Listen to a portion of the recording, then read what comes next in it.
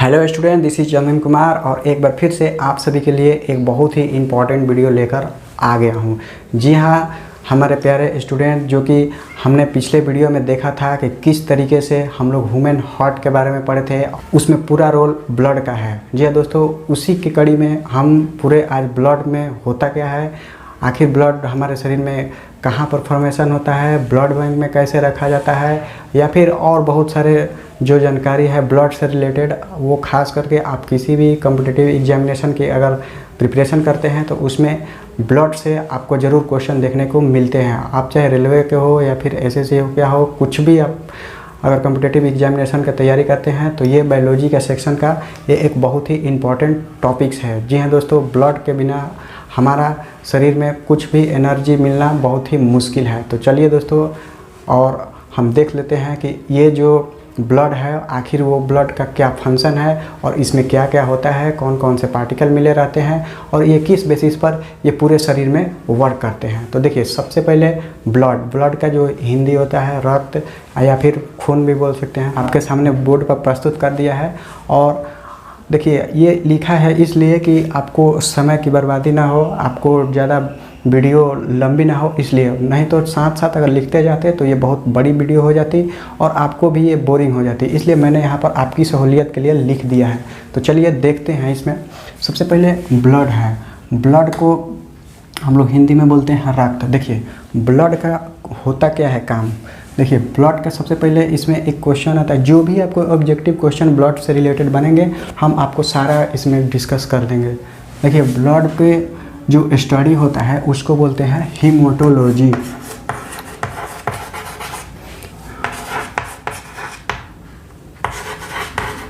देखिए, स्टडी सबसे पहला इसमें क्वेश्चन अगर पूछता है तो स्टडी ऑफ ब्लड अगर कोई पूछे तो वो आता है हीमोटोलॉजी। हीमोटोलॉजी के अंतर्गत हम लोग ब्लड का अध्ययन करते हैं। उसके बाद देखिए, ब्लड का जो पीएच वैल्यू होता है उसमें देखिए, पीएच वैल्यू एक हम नेक्स्ट वीडियो में आपको आसानी से बना देंगे और आप समझ जाएंगे कि पीएच वैल्यू क्या होता है। देखिए, अभी नॉर्मली आप याद रखिए कि अगर ब्लड का अगर पीएच वैल्यू 1 नंबर का अगर पूछने का आ जाए तो इसका पीएच वैल्यू 7.4 होता है और ये एक बेसिक नेचर का होता है। बेसिक और एसिडिक हम आपको समझा देंगे, पीएच वैल्यू में वो रिलेटेड होता है। अब देखिए, इसका फॉर्मेशन होता क्या है। जैसे कि ब्लड हमारे शरीर में 4.5 से 5 लीटर प्रति बॉडी में ये उपलब्ध रहता है। उसके बाद देखिए, क्वेश्चन आता है कि ब्लड फॉर्मेशन कहाँ होता है और एक क्वेश्चन आता है ब्लड का स्टोरेज कहाँ होता है। तो देखिए, एक होता है कि जन्म के पहले और एक होता है जन्म के बाद। जन्म के पहले एक ब्लड का जो इसमें फॉर्मेशन होता है वो कहाँ, स्प्लीन में है। स्प्लीन याद रखिएगा, स्प्लीन बहुत ही इम्पॉर्टेंट आपके लिए है। और जब जन्म के बाद हम लोग का जो ब्लड का फॉर्मेशन होता है तो वो होता है जो बोन मैरो, अस्थि मज्जा में होता है। देखिए, स्प्लीन होता है हमारा जो लीवर है उसी के पास, और उसी में ये ब्लड का फॉर्मेशन होता है बिफोर बर्थ और आफ्टर बर्थ बोन मैरो में होता है। तो देखिए, अगर क्वेश्चन आ जाएगा कि ब्लड बैंक अगर आएगा तो ह्यूमन जो बॉडी होता है, बॉडी का ब्लड बैंक क्या कहलाता है, तो स्प्लीन, ठीक है ना, इसको ध्यान में रखिएगा। जैसे कि इसका स्टोरेज कहाँ होता है। देखिए, फॉर्मेशन तो हो गया कि भाई कहाँ बना, जैसे कि जन्म के पहले बना स्प्लीन में और जन्म के बाद बना ये बोन मैरो में। अब इसका जो बंद हो गया, अब ये रखाएगा कहाँ, तो ये रखाता ही है वो कहाँ, शरीर के जहाँ मेन इसका स्टोरेज है वो स्प्लीन में ही रखा जाता है और स्प्लीन में ही वो रिसाइकिल होकर न्यू होता है, जो व्यर्थ होता है वो ख़त्म हो जाता है। हम लोग आगे अभी देखेंगे कि कब कितना इसका वैलिडिटी होता है, कब हम लोग का ब्लड निकलता है और कब हम लोग का ब्लड को मतलब वेस्ट हो जाता है, वही सब हम लोग देखेंगे। पहले आपको ओवरव्यू थोड़ा सा समझा देते हैं, उसके बाद हम लोग इसका डिटेल से देखेंगे। अब देखिए, जैसे कि बॉडी में तो आप समझ गए कि स्टोरेज कहाँ होता है, ब्लड में। और हॉस्पिटल में जो ये बॉडी में रखा जाता है स्प्लीन में रहता है, लेकिन जब हॉस्पिटल में जब ब्लड बैंक में जाइएगा तो वहाँ पर ये कैसे रखा जाता है, 2 जगह तो रखा जाता है। एक तो रखा जाता है बॉडी में, बॉडी का जो ब्लड बैंक है उसको स्प्लीन बोलते हैं, और एक हॉस्पिटल का जो ब्लड बैंक है वो उसको हम लोग तो ब्लड बैंक ही बोलते हैं। लेकिन उसमें देखिए 40 से 42 दिन से ज़्यादा तक हम लोग ब्लड नहीं रख सकते हैं, और उसमें हम लोग क्या मिला करते हैं, जैसे कि आप सोडियम ऑक्सीलेट जो उसमें एलिमेंट होता है उसको मिलाकर उसको रखा जाता है 42 से 40 दिन तक। कहाँ पर, जो हॉस्पिटल वाला ब्लड बैंक होता है उसमें। तो याद रखिएगा, सोडियम ऑक्टेट के साथ उसको रखा जाता है ब्लड बैंक में, जो कि 40 से 42 दिन से ज़्यादा तक आप नहीं रख सकते हैं, नहीं तो वो आउटडेटेड हो जाएगा, उसमें पॉइजन हो जाएगा। ठीक है, ब्लड का असली काम होता है कि जो हमारे शरीर में जो ऑक्सीजन की ज़रूरत है वही पूरे शरीर में फैलाता है वो ब्लड के थ्रू ही।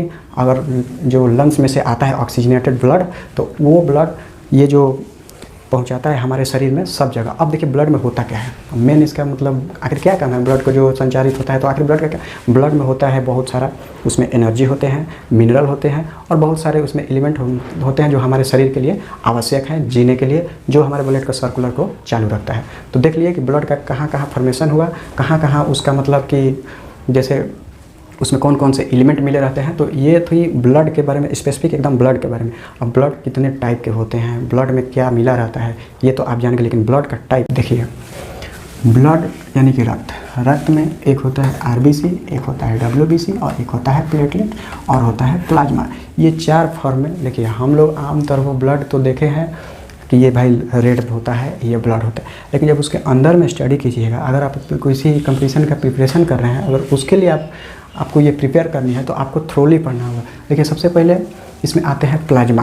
देखिए प्लाज्मा होता है, डब्ल्यूबीसी होता है और आरबीसी होता है और प्लेटलेट होता है। तो देखिए प्लाज्मा क्या है, देखिए पहले का मेन टॉपिक उसका क्या है, ब्लड के अंतर्गत आने वाला जो टाइप होते हैं। देखिए प्लाज्मा पूरे ब्लड का 55% कवर कर लेता है, 55% पूरे ब्लड का। मान लीजिए आपके पास कितना 5 लीटर ब्लड है आपके शरीर में, तो 55% आपका प्लाज्मा कवर कर ले, और जो बचा 45% है उसमें आपका प्लेटलेट हो जाएगा, डब्ल्यूबीसी हो जाएगा और ये आरबीसी हो जाएगा। तो देखिए सबसे पहले मेन फंक्शन क्या है प्लाज्मा का, तो वो एक तो मेंटेन करता है पीएच वैल्यू के, और दूसरा फंक्शन क्या है कि ब्लड को जो क्लॉटिंग होता है उसको वो मेंटेन किए रहता है, नहीं तो आपका जान लीजिए वो उसका खतरा हो जाएगा जब आपका ब्लड जब जो क्लॉट ही नहीं होता। प्लाज्मा में एक तरह से समझिए ना कि वो वाटर ही है, और वाटर कितना परसेंट है उसमें 92%, और 7% प्रोटीन है और 1% उसमें साल्ट होते हैं। ठीक है ना। अब देखिए प्रोटीन इसमें तो होता है, जब ये देखिए ये समझ गए कि इसमें इसका क्या काम है, ये कितना परसेंट रहता है। अब देखिए जो इसका रंग होता है, देखिए प्लाज्मा में कोई रंग नहीं आता है, वो कलरलेस होता है, लेकिन कलरलेस तो होगा लेकिन उसमें प्रोटीन रहेगा। जब आपका प्लाज्मा येलो हो जाएगा, तो जब येलो हो जाएगा तो वो सीरम के कारण होता है, तो उस सीरम के कारण जब ये येलो हो जाएगा तो आपका येलो हो जाने के बाद से उसमें प्रोटीन गायब हो जाता है। जब वो कलरलेस रहेगा तो उसमें प्रोटीन रहेगा, जब वो कलरलेस नहीं होगा येलो होगा, तो येलो होने का मतलब कि वो सीरम के चलते येलो हो गया और इसमें से प्रोटीन गायब हो गया।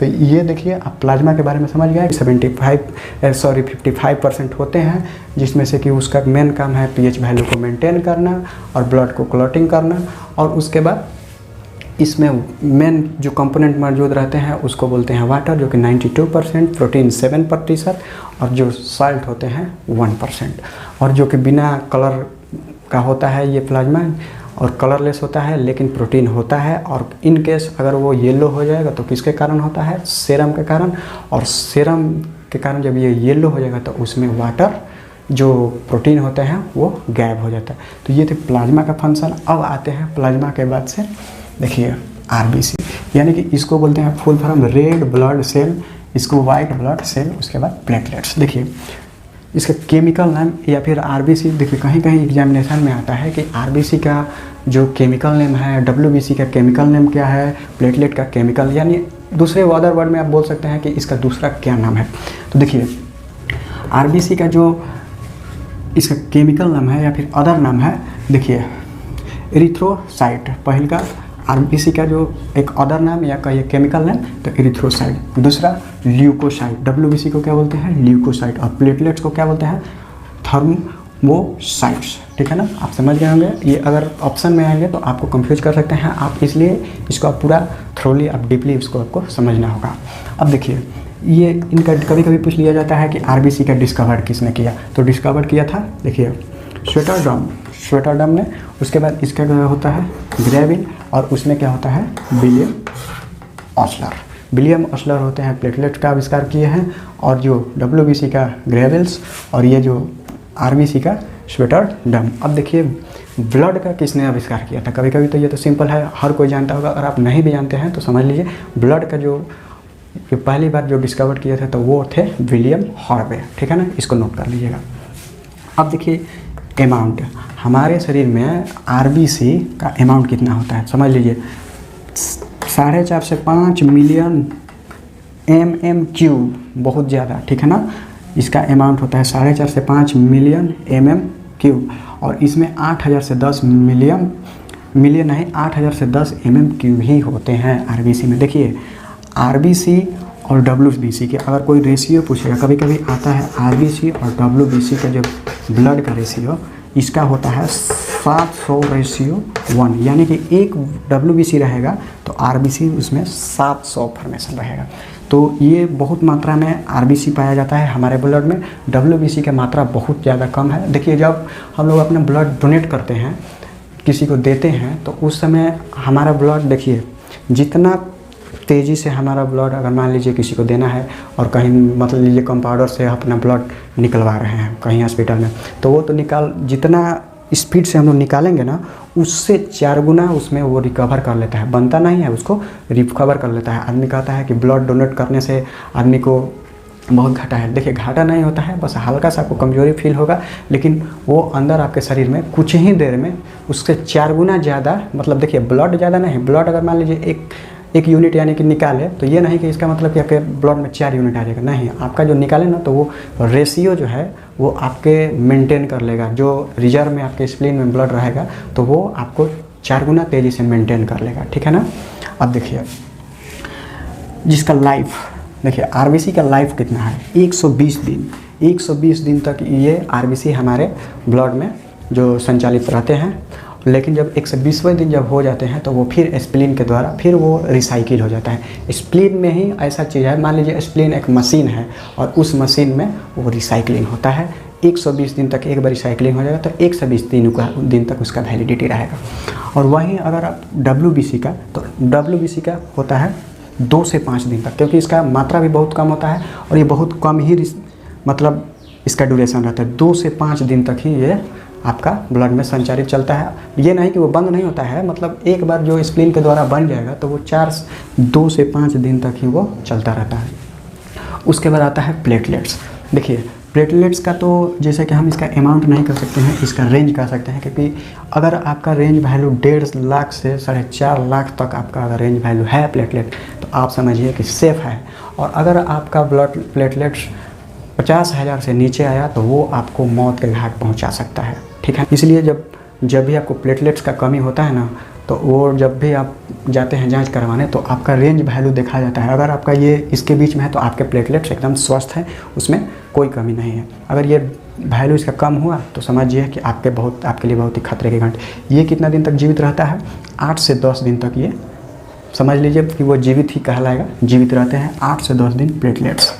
अब देखिए ये तो समझ लिए कि क्या क्या होता है आरबीसी में, डब्ल्यूबीसी में और प्लेटलेट्स में और प्लाज्मा में। लेकिन अब हम लोगों को समझना है कि इन सब में आरबीसी, डब्ल्यूबीसी, प्लेटलेट्स या फिर प्लाज्मा में इस सब का फंक्शन क्या है। भाई ब्लड तो सिर्फ एक है, तो ये सब अंदर रख के करते क्या हैं। तो इसका मतलब ये है कि देखिए कोई भी एक ऑफिस रहता है, ऑफिस तो एक कहलाता है, मान लीजिए ऑफिस के जगह पर ब्लड बोल दीजिए, लेकिन ऑफिस के अंतर्गत अलग अलग कर्मचारी वर्क करते हैं, सबका काम अलग अलग बांटा रहता है।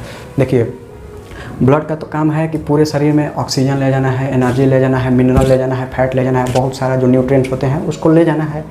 लेकिन अब इसमें भी किसको किसको, आरबीसी को कौन सा काम दिया गया है, डब्ल्यूबीसी को कौन सा काम दिया गया है, प्लेटलेट्स का कौन सा काम दिया गया है और प्लाज्मा कौन सा काम दिया गया है। तो यही अब हम लोग देखने वाले हैं। देखिए आरबीसी का जो सबसे पहले आता है, इसका काम दिया गया है कि तू ब्लड में ऑक्सीजन हीमोग्लोबिन को लेकर साथ में प्रवाहित करेगा।